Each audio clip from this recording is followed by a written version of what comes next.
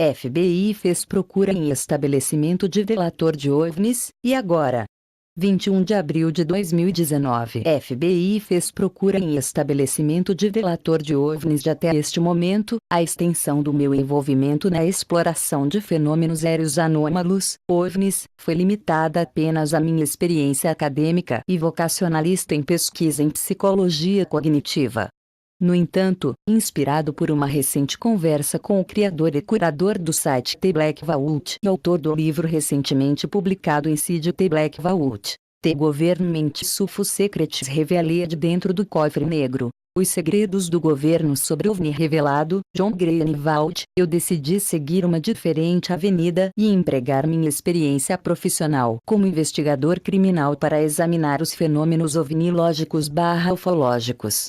Agora, por mais lento que seja o processo federal da Lei de Liberdade de Informação, de sigla em inglês, FOIA, tendo a carreira de investigador criminal e de execução da lei, estou ciente de que as solicitações abertas de registros nos níveis estadual e local são muito mais responsivas. De fato, tem sido minha experiência que os pedidos locais de FOIA são normalmente retornados em minutos ou horas, ao contrário de meses ou anos no nível federal. Da mesma forma, até a aposentadoria antecipada no verão de 2018, depois de ter passado a primeira metade da minha vida profissional na lei, também estou ciente de que eventos anormais e paranormais, apesar de infrequentes, são de fato relatados às autoridades locais. Para testar minha hipótese de que pépitas de informação ouro estão lá fora, apenas esperando para serem extraídas dos governos locais, decidi ir atrás de qualquer informação que eu pudesse encontrar sobre o ataque do FBI à United Nuclear Scientific. Um evento que foi descrito no documentário de Jeremy Corbell de 2018, Bob Lazar, Área 51 e Flying Saucers. Como eu havia previsto, menos de 48 horas depois, o Departamento de Polícia de Lynchburg, no estado de Michigan, respondeu ao meu pedido. O que eu encontrei no relatório de 2 páginas da Polícia de Lynchburg sobre a busca da United Nuclear foi mais do que eu jamais poderia ter esperado. Clique na imagem do relatório para acessar documento em PDF. Para maior clareza, relatórios policiais documentando o envolvimento ou a assistência de uma agência local com uma agência externa são extremamente comuns. Geralmente, estes são referidos como relatórios de assistência da agência. No entanto, admito que, quando se trata do relatório do Departamento de Polícia de Lynchburg que descreve a busca da United Nuclear, é definitivamente o único a partir dos inúmeros relatórios semelhantes que vi na minha carreira. O principal fator distintivo é a quantidade significativa de detalhes contidos no relatório. Normalmente, esses tipos de relatórios são pouco mais que 2 ou 3 frases. Essencialmente, nós viemos, ajudamos, saímos. Agora, potencialmente, em uma cidade com uma população de apenas 1.200 pessoas, em Lynchburg, Michigan, o tempo se presta a ser verboso em um relatório bastante mundano. Da mesma forma, o responsável pelo relatório pode estar ciente do controverso passado de Bob Lazar e, como tal, o acréscimo atípico de minúcias poderia ter sido inspirado pela consideração correta do relator de que uma pesquisa nos negócios de Lazar poderia gerar amplo interesse.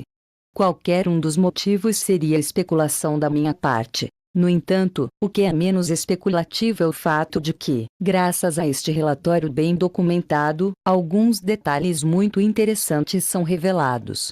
O relatório da Polícia de Lynchburg é de fato um relatório Agência Existe Assistência por Agência, que detalha a pesquisa da United Nuclear Scientific de 19 de julho de 2017, pertencente e operada pelo suposto ex-funcionário de Área 51 e denunciante de OVNIs, Bob Lazar.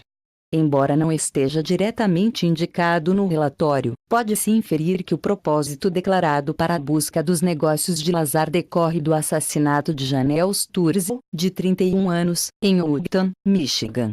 Um rápido resumo da história abaixo. Após o início súbito de uma doença desconhecida e debilitante, Janelle Sturzo foi hospitalizada no outono de 2015. Depois de ser transferida para a Mayo Clinic em Rochester, Minnesota, descobriu-se que Janelle havia sido envenenada por níveis letais de talho. Infelizmente, em 22 de dezembro de 2015, Janelle Sturzo faleceu dos efeitos do envenenamento. A polícia de Washington classificou sua morte como um homicídio, e o Departamento de Saúde da Western Upper Peninsula, a Polícia Estadual de Michigan e o FBI concordaram em ajudar a encontrar o assassino dessa jovem. De volta à pesquisa sobre Lazar. Para mim, um dos detalhes mais intrigantes do relatório vem da inferência de que, pelo menos inicialmente, Bob Lazar estava sendo visto como suspeito pelo FBI. Para ser claro, nada do relatório me faz pensar que a polícia achava que Lazar estava diretamente envolvido no assassinato de Janelle Sturzo. Em vez disso, há a sugestão que o FBI achava que Lazar estava potencialmente envolvido na posse ou distribuição ilegal de produtos químicos tóxicos. A base para minha declaração vem de vários itens listados no relatório da polícia de Lynchburg. Para começar, o relator, referido na narrativa do relatório pelo acrônimo de policial reportante, Reporting Officer, R/O, detalha que foi informado pelo FBI sobre sua intenção de realizar um mandado de busca na United Nuclear Scientific, 2 dias antes da procura acontecer. Claramente, a extensão da conversa inicial do policial com o FBI é desconhecida. No entanto, o que quer que tenha sido discutido foi significativo o suficiente para inspirar o funcionário a verificar os registros do departamento, para ver se a agência tinha algum contato anterior com Lazar. Normalmente, a única razão para isso seria determinar se qualquer contato anterior relevante com a polícia poderia indicar que uma pessoa é uma ameaça. Em um esforço para ser objetivamente justo, quero deixar de lado minhas últimas declarações, lembrando ao leitor que o Departamento de Polícia de Lynchburg é uma agência muito pequena. Provavelmente, o FBI chegando à cidade não é um evento comum, e o mero fato de que os federais estavam se preparando para realizar uma busca em Lynchburg pode ter sido suficiente para excitar os policiais locais. O fato do relator ter feito uma análise de inteligência de Bob Lazar ou da United Nuclear Scientific ser intrigante para mim pode ser o resultado de um preconceito após ter trabalhado consideravelmente ao lado de todas as agências policiais federais ao longo dos anos. Em essência, o que pode ter sido emocionante para a polícia de Lynchburg teria sido visto como, ótimo, isso vai ser um chute no saco. Para mim. Especialmente, na minha última posição como assistente de comandante de patrulha, ter que considerar a alocação de recursos e poder humano, etc. Mas eu discordo. Outro detalhe que me faz pensar que o FBI não considerava Lazar apenas uma testemunha, relaciona-se com aspectos do relatório que descrevem o mandado de busca do FBI para a United Nuclear Scientific. De acordo com o relatório, o objetivo da pesquisa estava relacionado a uma investigação de homicídio de Washington, envolvendo veneno. O escopo do mandado de busca dizia a respeito de registros e venenos que Lazar vende. O autor do relatório sugere que o objetivo do FBI não é simplesmente obter cópias dos registros de vendas para compras passadas de clientes, como está implícito. Em vez disso, a intenção do FBI era procurar fisicamente por contrabando na propriedade da United Nuclear Scientific, a saber, venenos tóxicos. A confirmação de que isso não é simplesmente uma conferência de registros é apoiada pelo fato do relatório descrever o briefing pré-operação e a execução real da procura, com uma equipe ASMAT entrando em ação para limpar o prédio antes que outros pesquisadores realizassem a procura. A evidência mais convincente da visão perspicaz do FBI sobre Bob Lazar vem das declarações de Lazar sendo observado pela equipe de vigilância que sai de sua casa e chega à United Nuclear Scientific no dia da busca. Para deixar claro, isso significa que o FBI tinha uma equipe de vigilância monitorando e seguindo Lazar de sua casa para o trabalho. Ou eles tinham duas equipes de vigilância separadas estacionadas perto de sua casa e empresa. Independentemente de qual seja correta, a vigilância coordenada não é uma prática comum para a forma como as autoridades policiais tentam coletar evidências de testemunhas que não são, pelo menos de forma periférica, suspeitas de envolvimento em atos criminosos. O relatório policial documenta ainda um pequeno grupo falando com Lazar, que, evidentemente, renunciou à quarta emenda dos direitos e deu permissão para a aplicação da lei na busca do local. Dando crédito a Lazar aqui, dar consentimento voluntário para a busca não é tipicamente algo observado pela pessoa que é culpada de atividade ilegal. Voltando ao notável número de detalhes fornecidos no relatório policial, o relator dá dicas de um aspecto intrigante dessa busca, quando afirma: o FBI também tinha um mandado de busca no caso de não haver consentimento. Basicamente, já foi estabelecido no início do relatório que a busca na United Nuclear Scientific foi uma produção bastante envolvida. No entanto, ao reafirmar a existência de um mandado de busca, confirma que nunca houve realmente uma opção de dizer não ao. Em vez disso, o FBI havia aparentemente estabelecido causa suficiente para convencer um juiz de que um mandado de busca era justificado. Mentes curiosas adorariam saber que fatos foram fornecidos a um juiz no depoimento para o mandado de busca.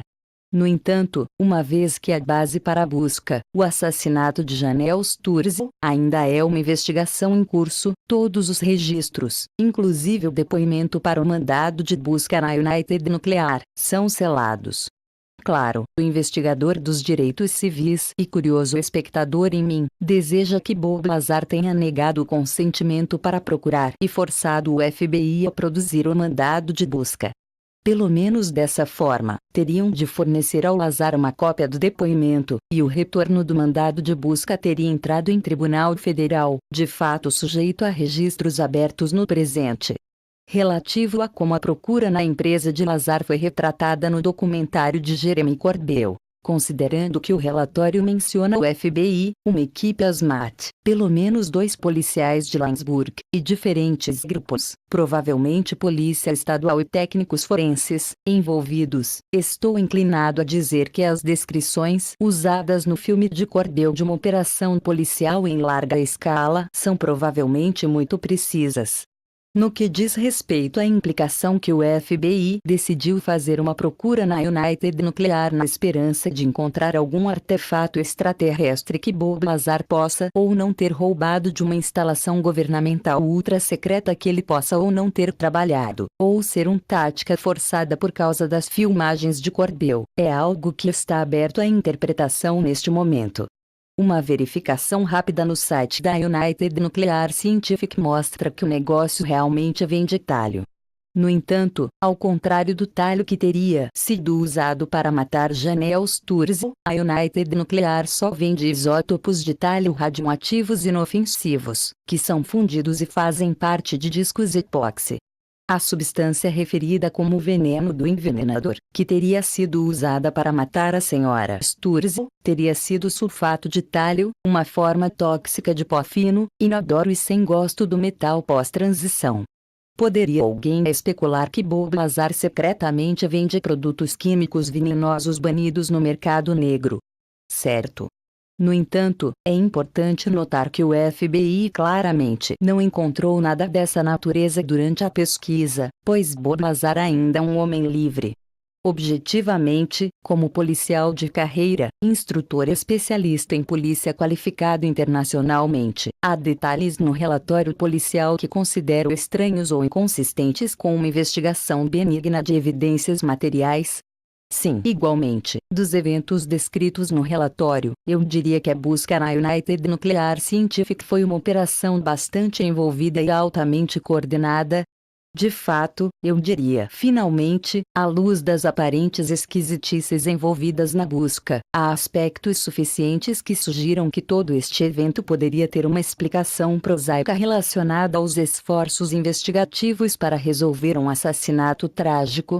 Também sim, no final, assim como todas as pesquisas legítimas no tópico dos OVNIs, quando se trata da incursão do FBI sobre Bob Lazar, há fatos verificáveis suficientes para apoiar os dois lados da cerca em que alguém está inclinado a se apoiar.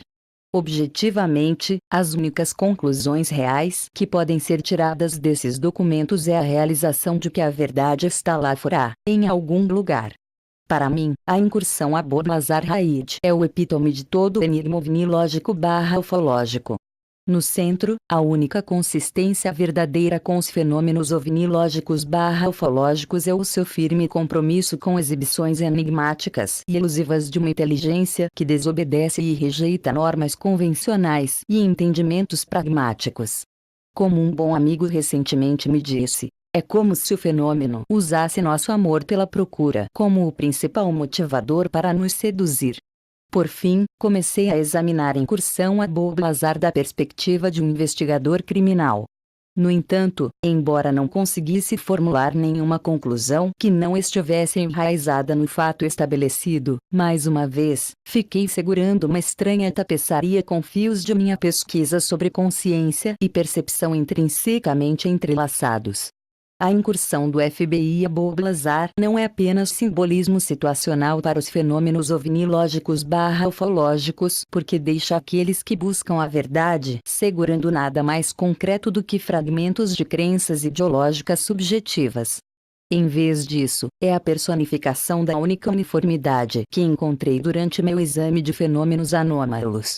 Seja como for, isso parece funcionar como um gerador de realidade tecnológica. No caso da incursão a Bob-Lazar, duas pessoas diferentes vão olhar para o relatório da polícia de Lainsburg e acabarão indo embora com duas perspectivas completamente diferentes. Uma vai sentar e ver a natureza atípica da busca do FBI pela United Nuclear Scientific como justificativa das alegações de Bob-Lazar de ter trabalhado em tecnologia secreta de OVNIs, e o compromisso do governo em manter esta caixa de Pandora extraterrestre fechada. Por outro lado, outro dirá como o relatório confirma que Bob-Lazar é um cara irresponsável, aparentemente cercado por acontecimentos nefastos, e exatamente o tipo de pessoa que criara toda a fraude da tecnologia da Área 51 alienígena.